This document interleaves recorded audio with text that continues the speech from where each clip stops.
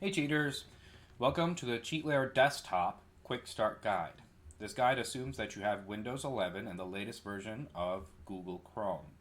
We'll be releasing a Mac and Linux version in the coming months, and users who don't have Windows yet can instantly get access in the Agent Settings menu after you subscribe by adding a desktop cloud instance for only $3 a day. To start, you can download CheatLayer Desktop and the final step in the interactive onboarding on the dashboard in step 9, Windows 11 download. And then next, we're going to create a clean Chrome profile.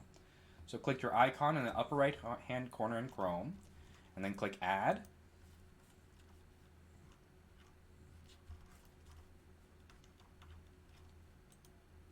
And then continue without an account. And we can call this CheatLayer. The reason we want to create a new Chrome profile is we can minimize this automation server, and if you schedule automations, it'll run them in the background. This also makes sure that no other Chrome extensions like screen recorders or ad blockers, which often cause issues with automation, will interfere with your agents. And next, log in to cheatlayer.com, and we need to install the Google Chrome extension.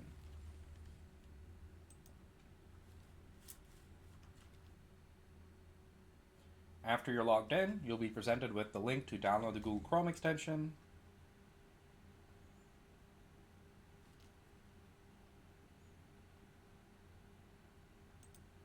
Click Add to Chrome, and this will pop us back to the website in 30 seconds.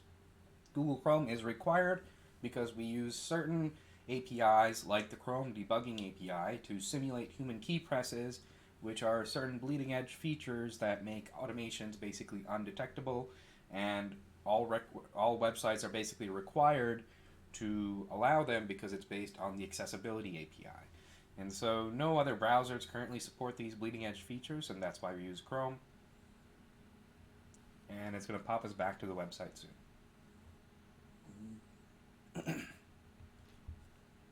Okay, great. After you've installed the Chrome extension, you can download and unzip CheatLayer Desktop from step 9.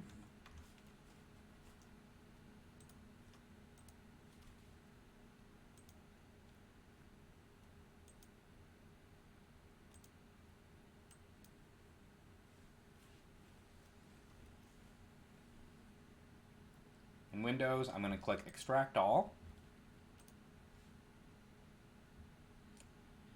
It's only 600 megabytes to download, but it'll extract to about 2 gigabytes, so make sure you have enough drive space. And this process takes about 5 minutes depending on how fast your CPU is. After you've unzipped CheatLayer Desktop, open the install folder, and if you sort by date modified, you'll notice that there will be a cheatlayer.exe application. Double click that, and then click yes when it asks you to give it administrator privileges, because this allows it to basically automate your keyboard and mouse.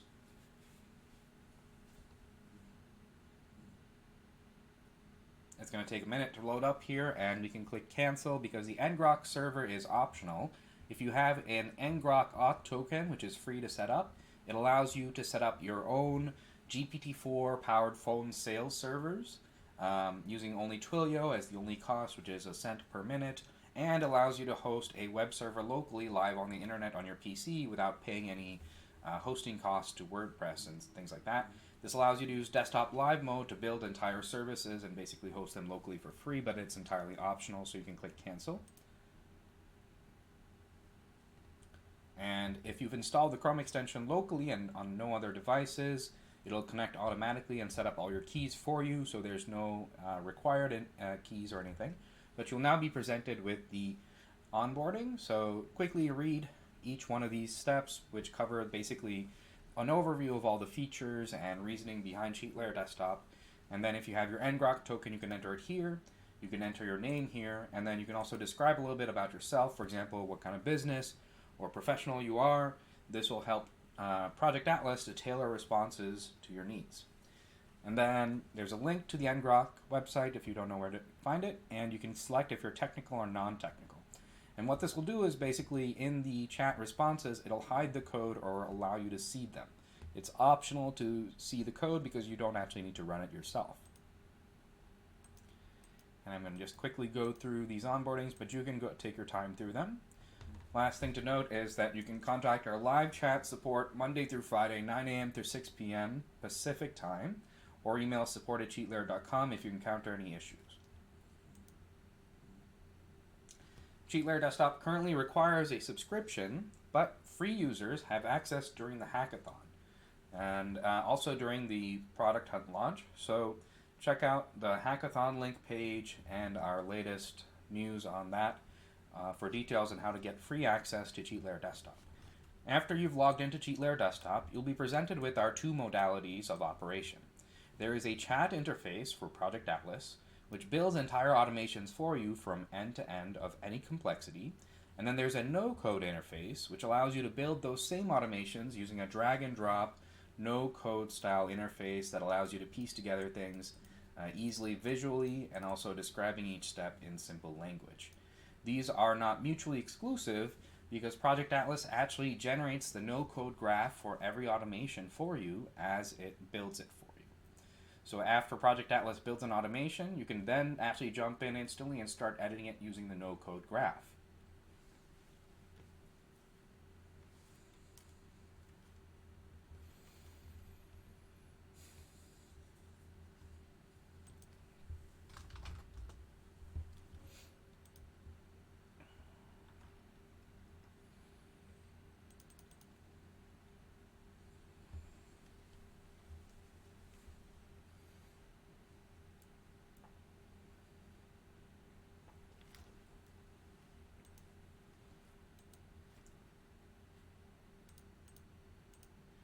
I'll now cover examples on how to use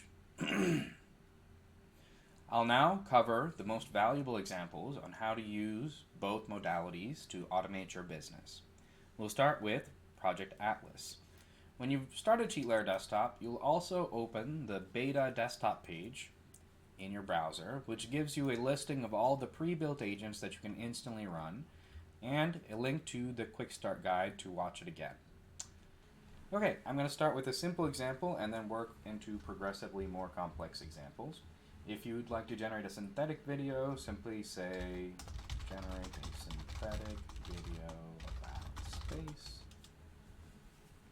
And Project Atlas will go about generating the code and executing it for you. In the background now, to generate the synthetic video, it's going to combine DALL-E 3 to generate the image.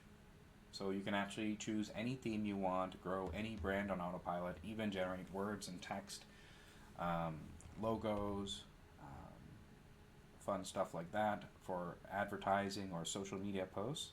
And then it'll take that DALL-E 3 generated image to turn that into a video. And then finally, it will open the video for you.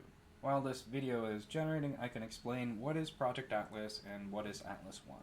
So you can think of Project Atlas like our framework that allows other large language models to generate videos of unlimited complexity. It's kind of like LangChain on steroids. We can bring this to any new large language model like GPT-4 or any future open source model. And Atlas One is our new multimodal model which we've been training for over a year to solve the hardest problems for automation. We used Atlas One to basically give GPT-4 the ability to make precise actions. What that means is it allows GPT-4 to take precise clicks. We use Atlas One to build a new kind of targeting strategy called semantic targets, which replaces all other previous targeting strategies used by other automation tools today. Basically, when you build an automation, the most common problem is that the service that you build the automation about or on changes their designs, and then you have to go back and rebuild the automation or hire someone to do it. And this is a problem that breaks all other automation tools including UiPath and Microsoft, and we've solved it with semantic targets by distilling the underlying intent of every target into their plain English equivalent. So rather than using code or computer vision, which are brittle and break when designs change, services can completely change their designs, and our semantic targets still work because they're basically just looking, for example, for a blue button or a button that says post. And so you can be as descriptive or as dynamic as you want in your targets, and this allows you, oh, that's a cool video. And this allows you to build robust, future-proof automations. In this final step, you'll notice that Project Atlas uses GPT-4 Vision to also confirm that the output was correct and the automation has completed successfully. If it's correct, it will let you know that the goal has been completed, and if it's not correct, it will try to regenerate the automation until it completes the goal. As you can see here, it is correct, and we're done with the automation.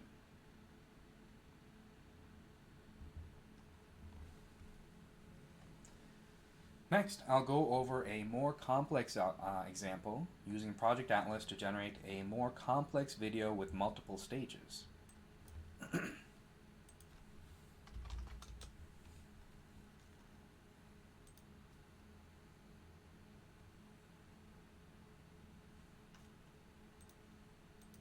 Testing, testing, good.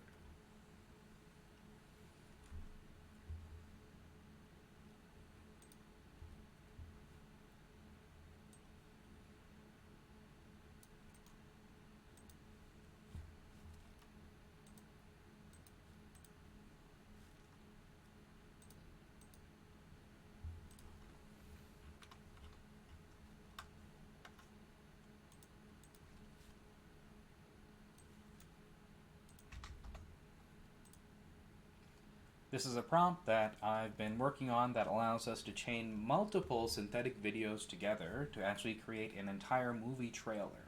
And in order to generate this, Project Atlas is actually going to pull together multiple open source libraries to be able to generate voiceover text, generate the text using GPT-4, generate the voiceover, combine the videos, and intelligently piece them together into a final movie trailer for Star Wars. And you can generate this yourself. You can actually change the text of the original prompt to change the direction for the trailer. And you can see here now it's actually generating the voiceover text for the videos, and it's going to go through and generate 10 short videos and then finally combine them together. And if you edit this, you can actually change whatever format you want, how you want the tone and theme and style or the story to change to whatever you want to focus on, and it'll generate anything you want because underneath it's actually using DALL-E 3 and GPT-4 to generate all the video content and text content.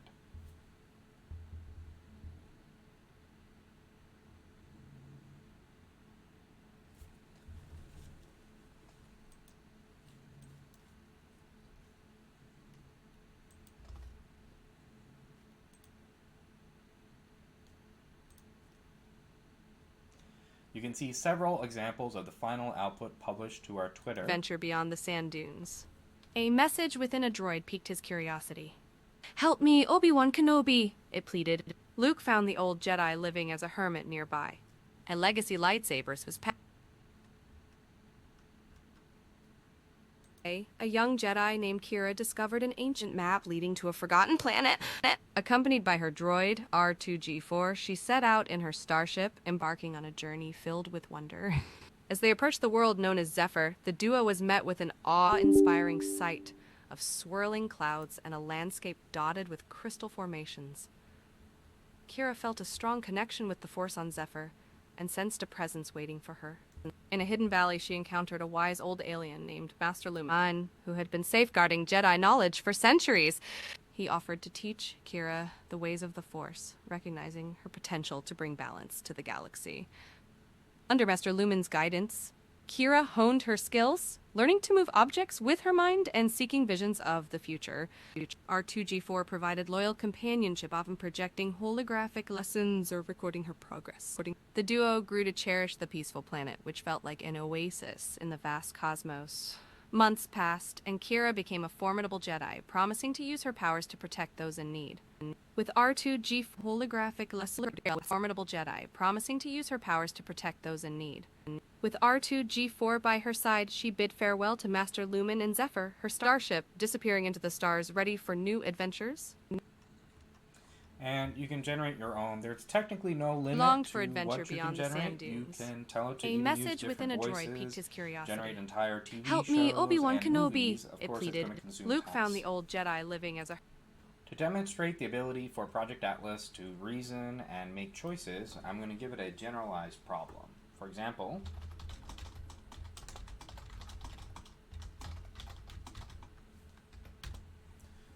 we've given Project Atlas the ability to access our entire internal library that allows it to simulate human key presses, clicks, open programs, execute code, simulate voice, generate text, and the ability to access any API up until 2023 that's been trained into GPT-4, the ability to execute any Python library or any open source project, and Project Atlas combines all these sources to deduce the next best step. In this case, you can see that it's realized that it's gone to Google and it's on the Google's home search page. Next, what it needs to do is click the search result bar and enter a search for houses for sale. GPT-4 Vision has taken a screenshot of the screen, and now it's going to trigger Atlas 1, as you can see in the top left-hand corner, which goes through all the possible UI elements on the screen and calculates the probability that it matches the intent of the next step of the automation. It's figured out that that search bar is the next step, as you can see. It's clicked it and entered houses for sale for a family of 4. Now, the Project Atlas state machine is going to consider the next step. It's going to take a screenshot of the screen and then realize, we'll find out next actually. If you look closely, you can see that it's now on the Google search results page and it needs to click the first non-sponsored search result click. That's pretty cool. Doesn't look like it has any non-sponsored search results available, so it's probably going to get the best probability that it can. Shame on Google.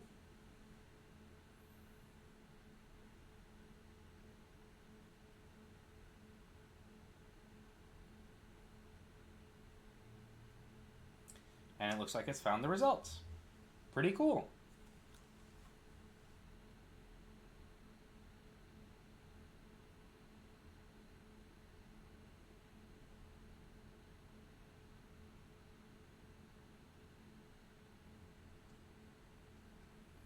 It even has realized that there is a pop-up window, so we need to close the pop-up. That's pretty amazing. I've never seen this before.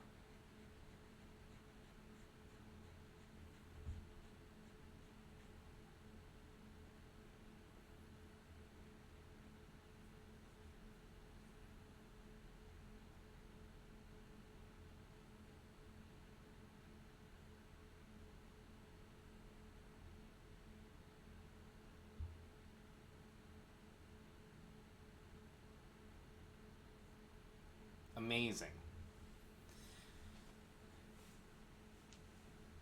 As you can see, Project Atlas has dynamism, the ability to recover from failures, and the ability to solve arbitrary generalized problems. I'm excited to see what you guys build with it. Once you've dialed in your marketing and sales agents, you can deploy them on desktop cloud instances. And you can access them directly on your agent's management dashboard to drive constant traffic to any brand on autopilot. Here's a quick tutorial on how to use our no-code editor and our powerful new semantic targeting to build an automation that creates images using Leonardo.ai and uploads them to Twitter. So I'm going to just run the automation first so you see how it works and explain how it does that, and then I'll show you how to build it using no-code tools easily. Go to File, Run. If your browser is not open, it's going to open your browser and send it to Twitter.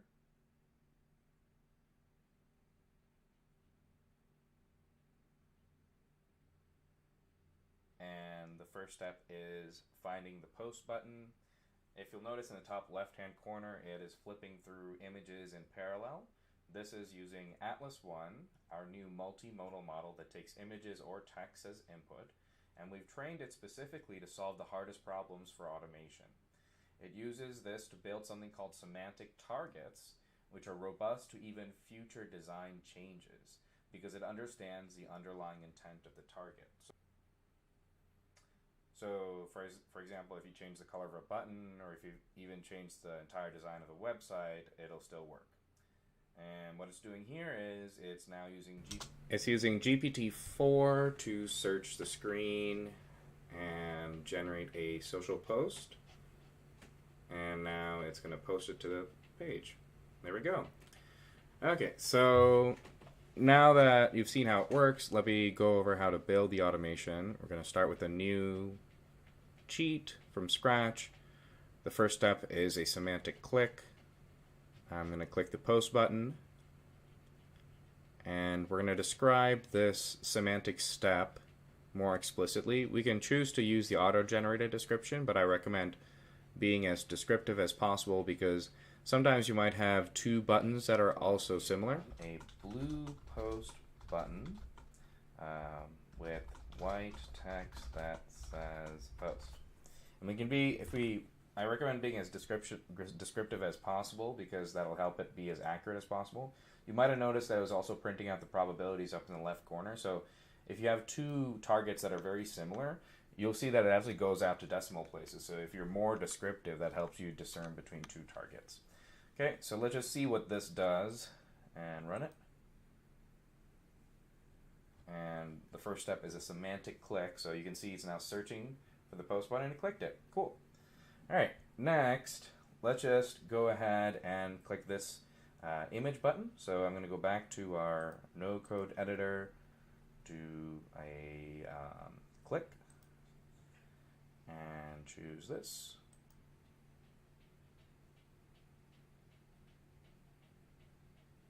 Okay, and we're going to describe it as let's see, a small button, a blue image of mountains. And it's going to describe it for you as an initial guess, but often that's not really that great. Sometimes it does actually do pretty well and you can leave it, but I recommend improving it as much as possible, being as descriptive as you can if you want. And then so, let's see. Let's click that and go to the next step. And we want to click this button. Add a click. Click there.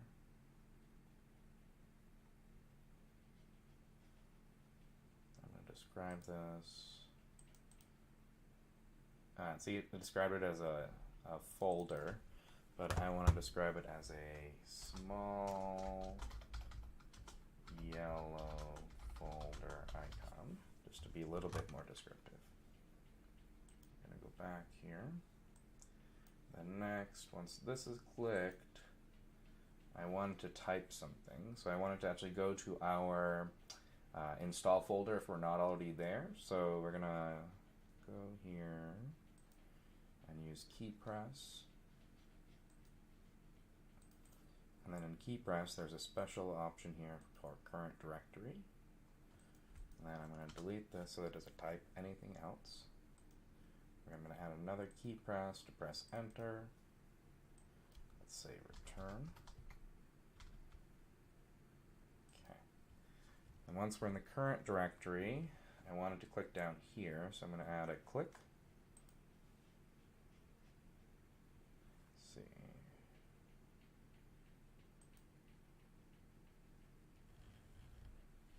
And let's describe this as, it says file name. Let's say a text input for the file name. Text input box for the file name. And you can see all these targets are all in simple language, so there's no code involved here, which means that this solves a problem that breaks all other automation tools like UiPath and Microsoft, where if the service updates their design or even completely change the design of their website, you have to go back and rebuild the automation. In this case, it's actually going to be able to search the screen and intelligently understand the underlying intent of your automation to keep working. So it's kind of robust, future-proof, much less brittle than all other automation services. Okay, so now once we've clicked here, next I want to do some key press action. Let's have it say generated.png, because this is the file name that our Stable Diffusion generator uses. Actually, let's add Stable Diffusion before that. Stable Diffusion. And let's reroute this to here. And let's route this one here. Okay. So let's create our image first. Let's describe the image prompt as a bunch of robots having a party. Okay. And then key press generated.png. And then let's do key press again.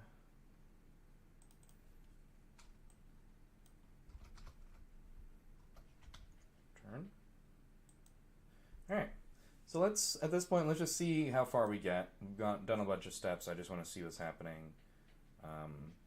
Let's go back and run this. And you can also save it between steps.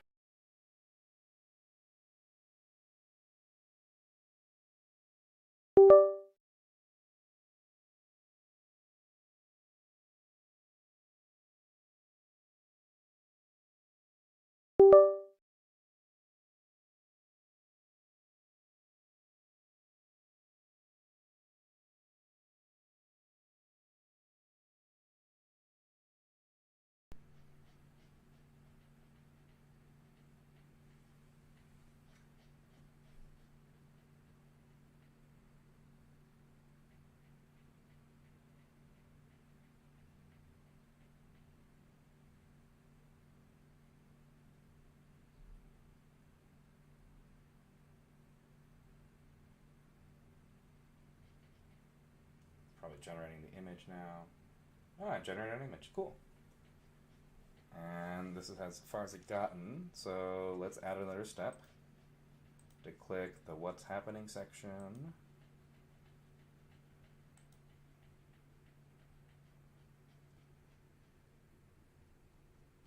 Okay.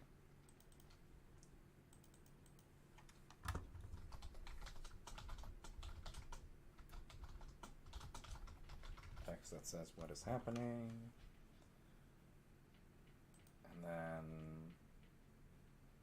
let's generate a post using, and let's say a social post about AI automation. And once that post is generated, let's just see what it does, because it might like change the layout of the screen. So let's run how far we get from here.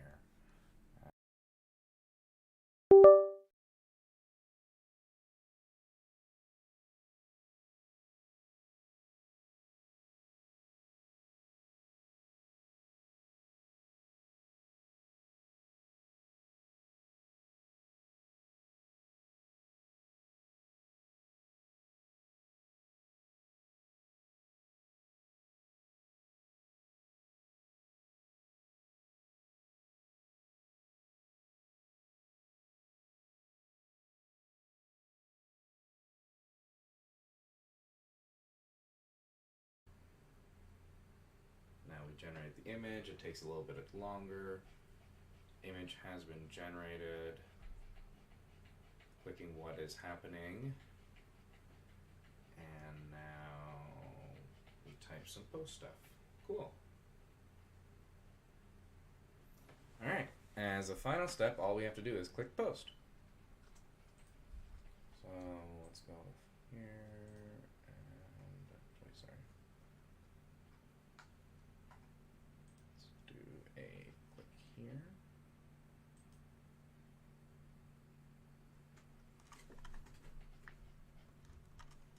And let's shorten this to be, let's say, a small blue text that's post. Okay. And let's give it a go and see what happens. Actually, I think for Twitter we need to click twice, so I'm just gonna add one more just in case. Post.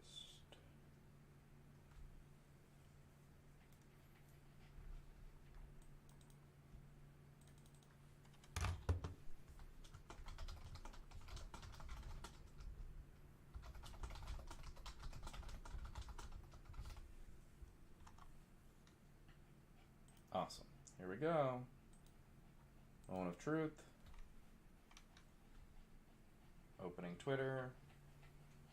Clicking post next.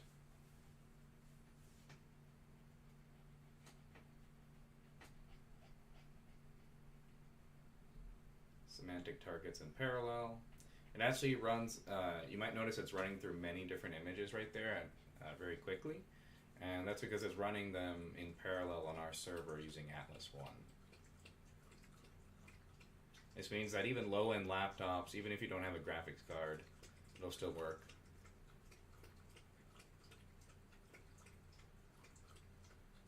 This is also part of the reason why it's taking a while for us to scale the beta up to all our customers.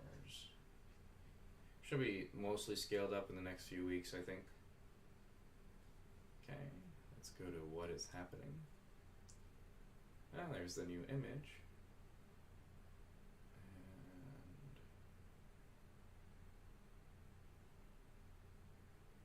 AI automation. And finally, let's do the post button. And then one more for Twitter. There it goes. And we're done. Pretty cool. If you use live mode on the extension, you've had fun building entire apps, games, websites in real time as it streams the results back to you and allows you to add steps step by step like speaking to an engineer. In fact, we built the entire agent's management dashboard using live mode by first asking it to generate an interface that looked like Monday.com and then adding all these other features one step at a time, like speaking to an engineer in live mode.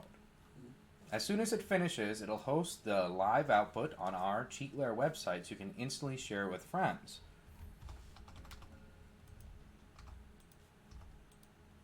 As you can see, it can even generate functional tools, apps, games, and entire SaaS products. But this is just on the extension. CheatLayer Desktop upgrades live mode to allow you to host entire backends, front ends, iterate the entire backend, front end, build cryptocurrencies, marketplaces, apps, Chrome extensions, and host them all live locally on your PC. I'm going to go over an example to show you what I mean.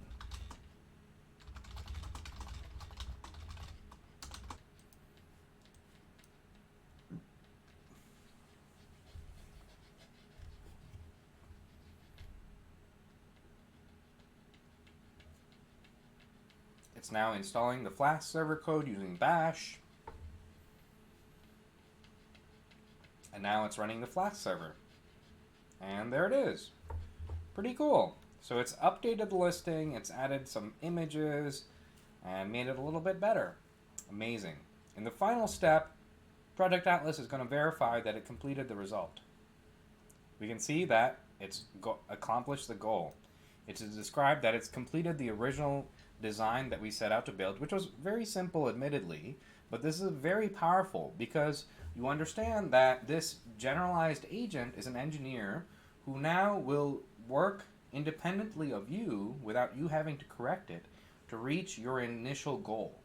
This is super powerful as a generalized agent because it allows you to build basically any product that you want. We have a vision actually for CheatLayer in the next year or so. We believe that these agents will have the ability to basically generate not just these simple websites for yourself, but every business SaaS software that exists. Because none of them really invent that much, if you understand. They're mostly databases and tables. And these agents know how to build all of them using open source technologies better, because they can host them locally. They can have bespoke features that these services don't have time to build, because these services are always building for the average aggregate.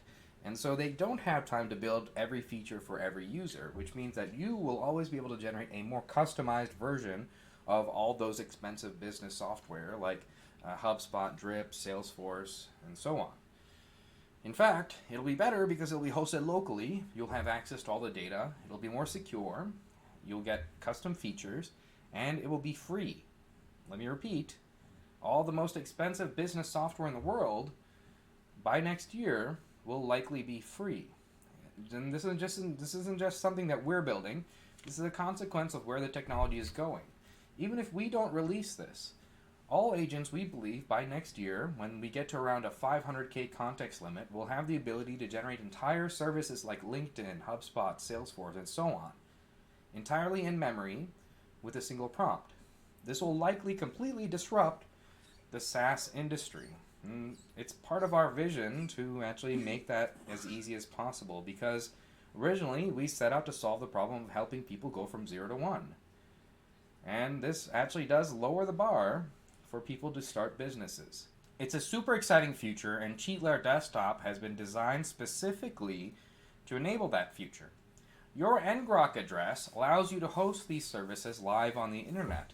And so, over time, we'll be upgrading Desktop Live Mode to allow you to not just build your own products, but build basically any business SaaS software products that you see out there. Since this inevitable future will likely disrupt all SaaS businesses, it appears the only way not to get disrupted is to build the tools that will enable that. So join us in this exciting new future.